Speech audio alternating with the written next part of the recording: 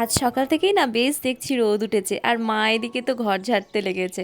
পুজোর আগে মনে হয় একটু ঘরগুলো পরিষ্কার করলে বেশ ভালোই লাগে। সব কিছু নামিয়ে ফেলেছে দেখো। চলো আমি তাড়াতাড়ি করে একটু রান্নাটা করে দিই। মাছ ভাজা চাপিয়েছি, মাছের একটু কারি করব, আর এই টমেটো লেবু লঙ্কা দিয়ে আর আমসত্ত্ব দিয়ে একটু চাটনি করব। এই লেবুটা একবার মাঝে আমি দিয়েছি, আর নামাবার আগে একবার দিয়েছি। কি সুন্দর কালারটা এসেছে দেখো। কাঠারির একটা না বাবার তৈরি করা।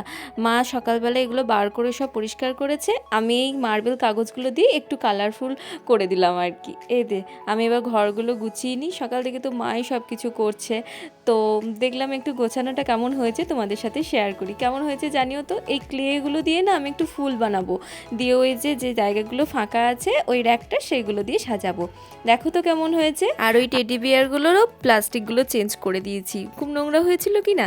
তো চলো আজকে ব্লগটা তাহলে এই অবধি। ভালো লাগলে লাইক করো, কমেন্ট করো, চ্যানেলটা প্লিজ সাবস্ক্রাইব করো। দেখা হচ্ছে নেক্সট ব্লগে।